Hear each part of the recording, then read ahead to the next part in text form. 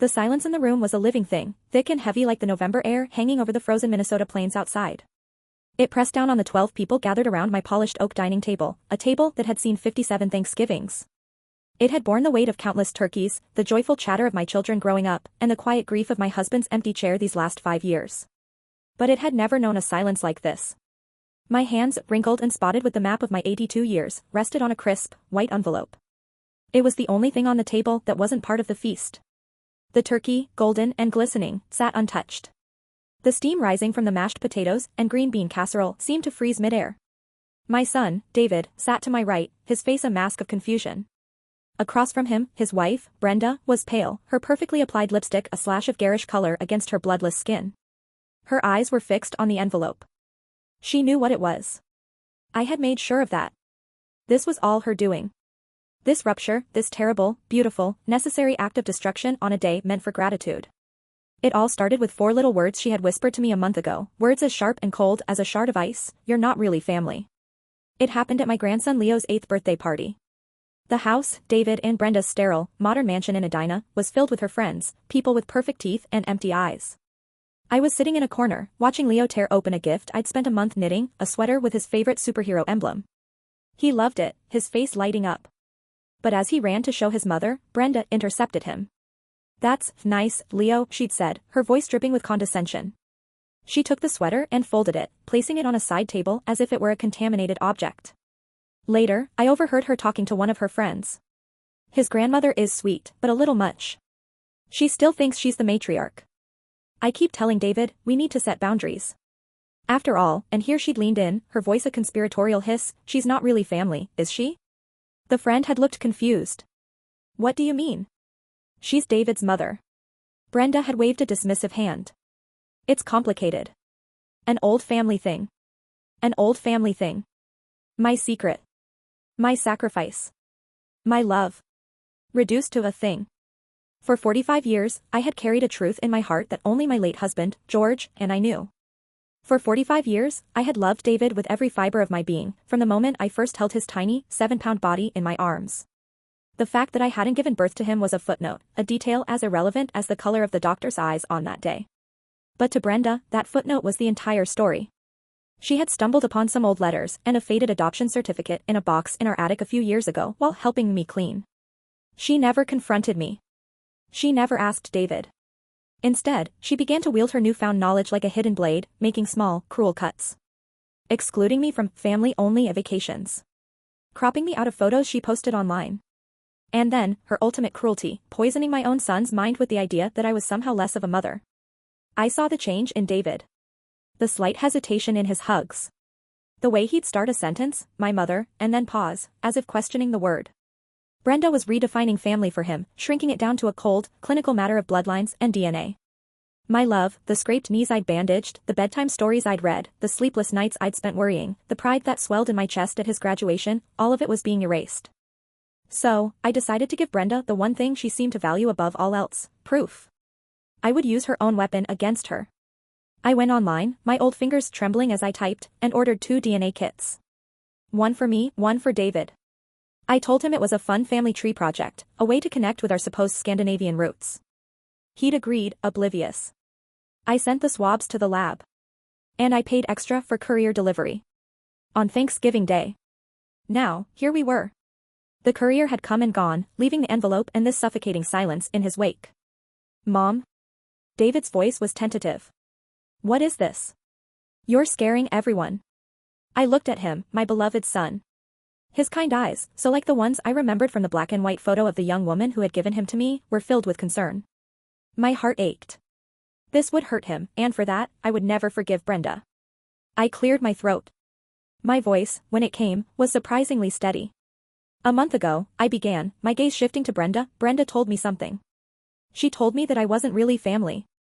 A collective gasp went through the room. My daughter, Sarah, who sat on my other side, put a protective hand on my arm. David's head snapped toward his wife. "You said what?" Brenda's face was a mixture of fury and panic. "Eleanor, this is not the time or the place. You're twisting my words." "Am I?" I asked, my voice gaining strength. "You seem to believe that family is a matter of blood. That the 45 years I have spent loving and raising my son are somehow invalidated because I did not carry him in my womb. You believe that a biological fact is more important than a lifetime of love. You have been whispering this poison to my son, to my grandchildren, trying to cut me out of the very family I built. I picked up the envelope. You value science, Brenda. You value proof. Well, here it is. I tore it open. Inside were 2 documents, dense with charts and percentages. I didn't need to read them. I already knew what they said. I pulled out the summary page. This, I announced, my voice ringing with the clarity of a church bell, is a DNA analysis. It confirms, with 99.9% certainty, that David and I share no genetic material. It confirms that I am not his biological mother. The world seemed to stop. David stared at me, his mouth slightly agape. He looked from the paper to my face and back again, his mind struggling to connect the words to the woman who had been his entire world. Mom, what are you talking about? He whispered. Brenda, however, looked triumphant for a split second. A flicker of vindication in her eyes. See? I was right. But I wasn't finished. It's true, I said, my eyes locked on David's. Your father and I, we couldn't have children. We wanted a child more than anything in the world. And then, one day, we got a call. A beautiful, brave young girl had given birth to a boy, and she wanted him to have a life she couldn't provide. We went to the hospital, and they placed you in my arms. Tears started to well in my eyes, the memory as vivid as yesterday. You were so small, David. You had a full head of black hair, and you grabbed my finger with your whole hand. And in that moment, you weren't a stranger's child. You were mine. You were my son. My heart didn't know the difference, and it never has. Your father and I decided we would never tell you, not because we were ashamed, but because we didn't want you to ever feel, for even a second, that you were anything less than our own flesh and blood. Because in every way that mattered, you were. I laid my hand on his. I was your mother when I taught you to ride a bike. I was your mother when I held you after your first heartbreak. I was your mother when I watched you marry that woman, I said, my voice dipping with ice as I glanced at Brenda, and I was your mother when you placed my grandchildren in my arms. Biology doesn't change that. A piece of paper doesn't change that. I turned my full attention to Brenda. You found the adoption papers. And you used them as a weapon. You tried to teach my son that my love was conditional. Second class. You, who married into this family, dared to tell me, the woman who built it, that I don't belong. You believe family is about blood? Well, here is your proof. David and I share no blood. So I ask you, and I ask my son, does this change anything? Does this piece of paper erase 45 years of love? The room was dead silent, save for my own ragged breathing. David slowly pulled his hand from under mine. He picked up the paper, his eyes scanning the words. He was pale, his knuckles white. For a terrifying minute, I thought I had lost him. I thought Brenda had one. He dropped the paper as if it were on fire. He didn't look at it. He looked at me.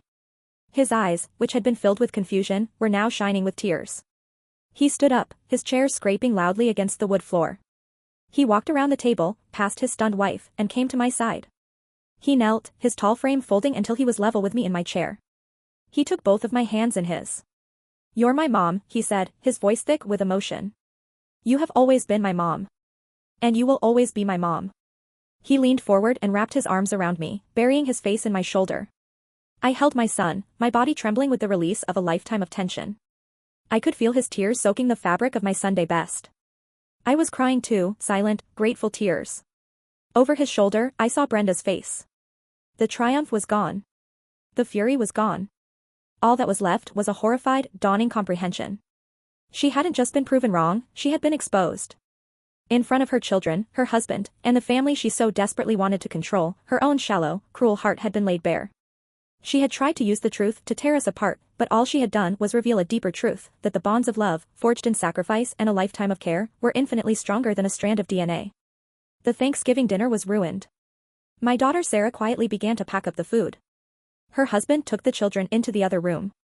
Brenda remained frozen in her seat, a statue of shame. David finally pulled back, his face streaked with tears but his eyes clear. He looked at his wife, and for the first time, I saw not love or frustration, but a profound and cold disappointment.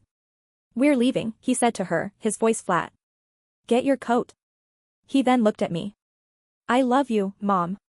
I need some time to think. But I love you. He kissed my forehead, and then he and his silent, broken wife left my house. The days that followed were quiet.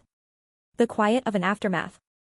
I sat in my house, the silence no longer heavy, but clean. Empty. I worried I had broken my family beyond repair.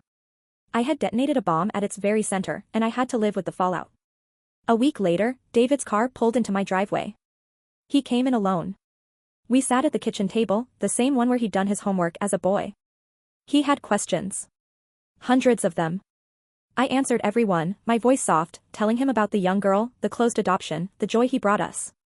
I gave him the box, the one with the letters and the certificate. It was his story, and he deserved to have all of it. He cried. I held his hand. He told me he was hurt that I had kept the secret, and I told him I understood. I apologized for the pain, but not for the love. What about Brenda? I finally asked. He sighed a deep, weary sound. She's sorry. She's horrified by what she did. She said she was insecure, that she felt like she could never compete with you. It's not an excuse, but it's what she said. He looked me in the eye. I told her that if she ever disrespects you again, we are done. I told her that you are the grandmother of my children and the woman who made me who I am, and if she can't accept that, she has no place in our lives. Family is not a competition. He reached across the table and squeezed my hand. Thank you for teaching me that, Mom. Our family is different now. It's been a year. Thanksgiving is at my house again. Brenda is here.